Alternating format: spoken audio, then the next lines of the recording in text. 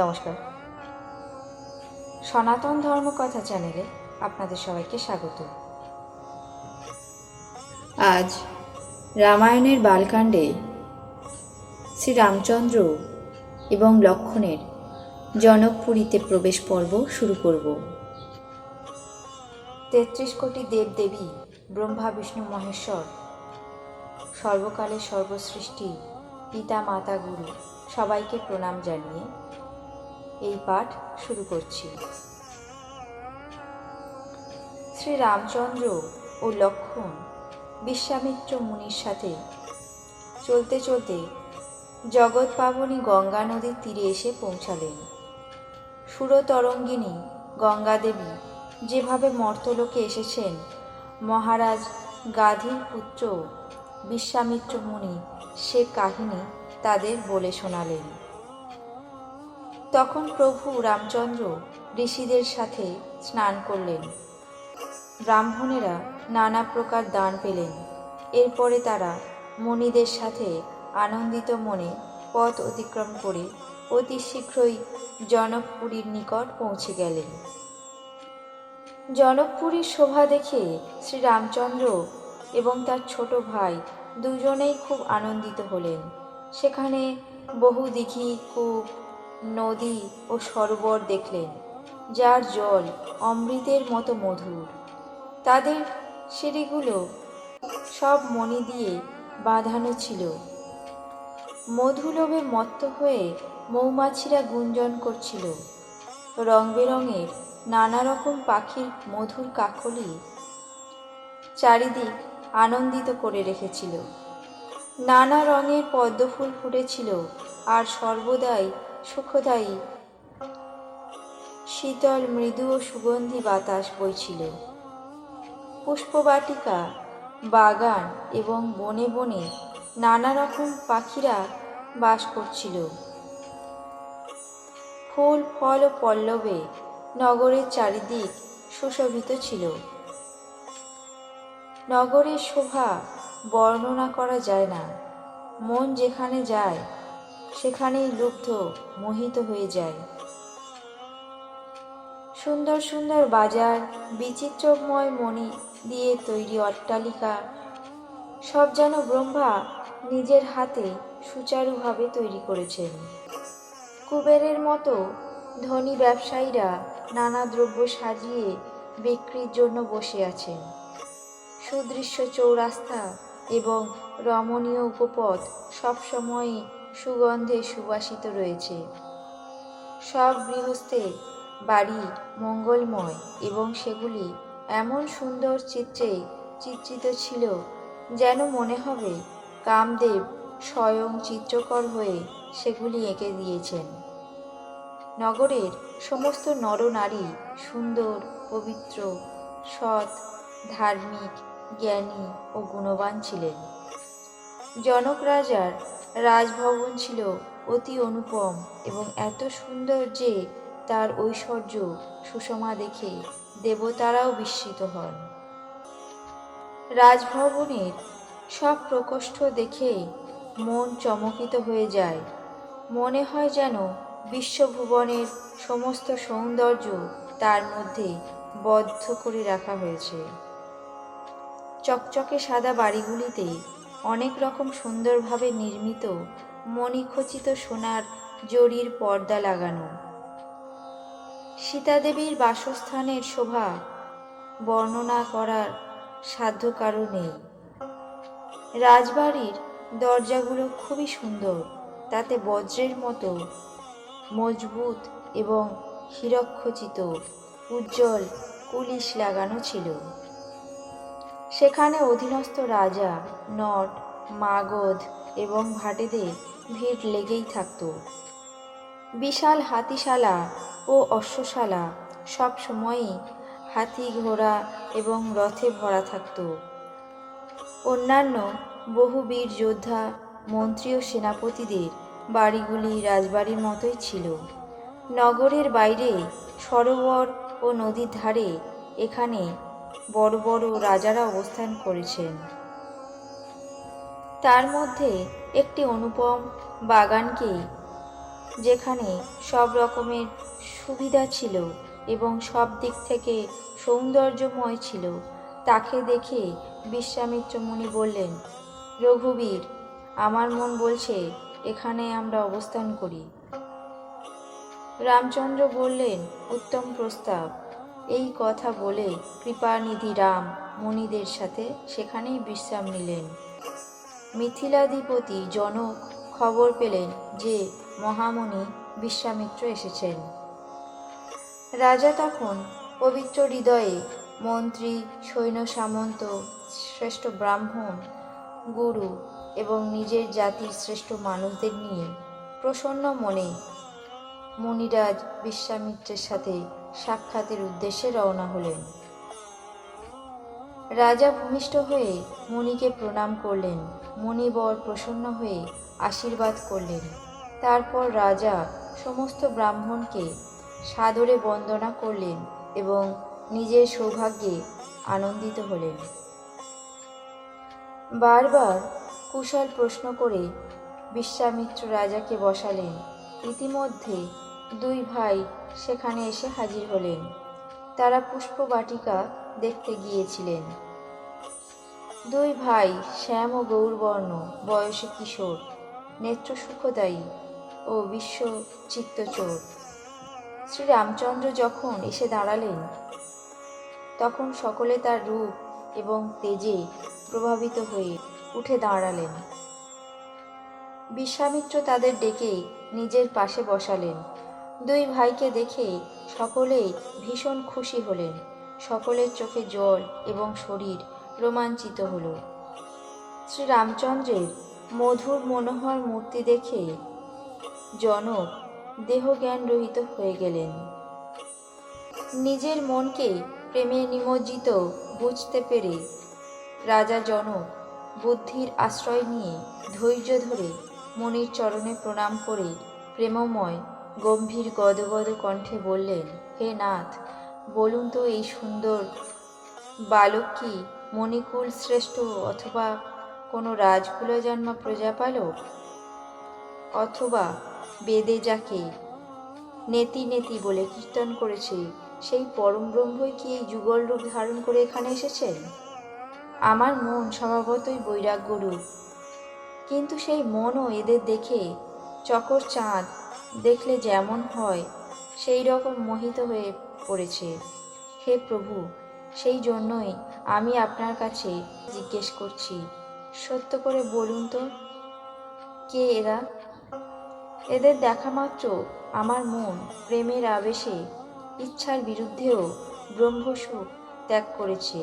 মুনি বিশ্বামিত্র হেসে বললেন, হে রাজন, আপনি ঠিকই বলেছেন, আপনার বাক্য মিথ্যা হতে পারে না। জগতে যেখানে যত জীব আছে এরা তাদের সকলের প্রিয়। মুনির এই রহস্যময় কথা শুনে রামচন্দ্র মনে মনে হাসলেন, যেন রহস্য উন্মোচন না করতে ইঙ্গিত করছেন। মুনি বললেন, এরা রঘুকুল শিরোমণি মহারাজ দশরথের পুত্র। আমার হিতের জন্য রাজা দশরথ আমার সাথে এদের পাঠিয়েছেন। অতিশয় শ্রেষ্ঠ রাম আর লক্ষ্মণ, দুই ভাই, রূপ, চরিত্র এবং শক্তির আধার। সমস্ত জগৎ এই কথার সাক্ষী যে এরা যুদ্ধে অসুরদের পরাজিত করে আমার যজ্ঞ রক্ষা করেছেন। রাজা বললেন, হে মুনি, আপনার শ্রীচরণ দর্শনে আমার পুণ্যের যে কত জোর তা বলতে পারছি না। শ্যাম ও গৌরসুন্দর এই দুই ভাই আনন্দেরও আনন্দদাতা। এদের পরস্পরের পবিত্র প্রীতির সুন্দর মনোভাব খুবই মনোহারিণী। তা মনে অতীব অনুরাগ উৎপন্ন করে, যা ভাষায় প্রকাশ করা যায় না। জনক রাজা আনন্দিত হয়ে আরও বললেন, হে নাথ, এদের স্বাভাবিক প্রেম ব্রহ্মা ও জীবের মধ্যে স্বাভাবিক প্রেমের মতো। রাজা বারবার প্রভুকে দেখতে লাগলেন, দৃষ্টি সেখান থেকে সরতে চায় না। প্রেমের আবেগে শরীর পুলকিত এবং হৃদয় উচ্ছ্বসিত হল। এরপর মুনিকে প্রশংসা করে তার পায়ে নতমস্তকে প্রণাম করে সকলকে নগরের মধ্যে নিয়ে গেলেন। সব ঋতুতে সমান সুখকর এক বাড়িতে রাজা এদের থাকবার ব্যবস্থা করলেন। তদনন্তর সব রকম পূজা এবং সেবা করে রাজা এদের কাছে বিদায় নিয়ে নিজের গৃহে গেলেন। রঘুকুল শিরোমণি শ্রীরামচন্দ্র ঋষিদের সাথে ভোজন এবং বিশ্রাম করে ভাই লক্ষ্মণের সাথে একত্রে বসলেন। তখন দিনের এক প্রহর মাত্র বাকি ছিল। লক্ষ্মণের মনে আগ্রহ হলো যে সে জনকপুরী দেখে আসে, কিন্তু একদিকে প্রভু রামচন্দ্রের ভয়, অন্যদিকে মনে কি বলবেন সেই সংকোচ। এই দুয়ের জন্য মনের ইচ্ছা প্রকাশ করতে পারলেন না। নিজের মনেই হাসতে লাগলেন। শ্রীরামচন্দ্র অন্তর্যামী ভাইয়ের মনের অবস্থা বুঝতে পারলেন। তার ভক্তবৎসল হৃদয় উছলিয়ে উঠল। গুরুর আজ্ঞা পেয়ে অত্যন্ত বিনীতভাবে সসংকোচে মৃদু হেসে বললেন, গুরুদেব, লক্ষ্মণ জনকপুরী দেখতে চাইছে, কিন্তু আপনার কাছে সংকোচ এবং ভয়ের জন্য বলতে পারছে না। আপনি যদি অনুমতি দেন তবে আমি নগর দেখিয়ে ওকে শিগগির ফিরিয়ে নিয়ে আসব। এই কথা শুনে মুনীশ্বর বিশ্বামী সপ্রেমে বললেন, হে রাম, তুমি নীতির রক্ষা কেমন করে করবে না? হে বৎস, তুমি ধর্মের মর্যাদা পালক এবং প্রেমে বিবশ হয়ে ভক্ত সুখদাতা। সুখনিদান তোমরা দুই ভাই গিয়ে নগর পরিভ্রমণ করে এসো। তোমাদের দুজনের যুগল শোভা দেখিয়ে সকল নগরবাসীর নয়ন তৃপ্ত করো। সকলের নয়ন সুখদাতা দুই ভাই মুনির চরণকমল বন্দনা করে নগর দেখতে চললেন। বালকের দল এদের কান্তি শোভা দেখে সঙ্গে সঙ্গে চলল। তাদের নেত্র এবং মন লুব্ধ হয়ে গিয়েছিল। দুই ভাইয়ের পরনে পীতাম্বর, কোমরে পীত বস্ত্রের দ্বারা বদ্ধ তুনির, হাতে সুন্দর ধনুর্বাণ সুশোভিত, শরীরে উপযুক্ত শোভাদায়ক চন্দনের তিলক, বিভূষিত শ্যাম ও গৌর বর্ণ মনোরম যুগল জ্যোতি, সিংহের মতো স্কন্ধ, বিশাল দুই বাহু, প্রশস্ত বক্ষদেশে অত্যন্ত সুন্দর গজমুক্তার মালা, রক্তপদ্মের মতো সুন্দর চোখ, ত্রিপ্রতাপ মুক্তকারী চন্দ্রের মতো মুখমণ্ডল। তাদের কানের সোনার ফুলশোভা দেখলেই সকল জীবের চিত্ত হরণ করে নেয়। তাদের দৃষ্টি অতীব মনোহর, ভ্রু দুটি বাঁকা এবং সুশোভন, তিলকের রেখা এত সুন্দর যে মনে হয় মূর্তিমতী শোভার উপর ছাপ লাগিয়ে দেওয়া হয়েছে। মাথায় মনোজ্ঞ চতুষ্কোণ টুপি, কালো কোকড়ানো চুল, আপাদমস্তক, সুন্দর দুই ভাইয়ের যেখানে যতটুকু প্রয়োজন সেই রকম কান্তি বিরাজিত ছিল। দুই রাজকুমার নগর দেখতে বেরিয়েছেন এই সংবাদ পুরবাসীরা যখন পেল, তখন তারা সমস্ত কাজকর্ম ছেড়ে এমন ছুটল যে দরিদ্ররা যেন ধন লুট করতে যাচ্ছে। স্বভাব সুন্দর দুই ভাইকে দেখে সকলের চোখ সার্থক করে সবাই সুখী হলো। যুবতী কন্যারা জানলার ফাঁক দিয়ে সানুরাগে রামরূপ সুধা পান করতে লাগলো। তারা নিজেদের মধ্যে প্রীতির সাথে বলা বলি করছিল, হে সখী, কোটি কামদেব তো এদের সৌন্দর্যের কাছে নিষ্প্রভ। দেবতা, মানুষ, অসুর, নাগ ও মুনিদের মধ্যে এরকম সুষমা কখনো তো শোনা যায়নি, দেখাও যায়নি।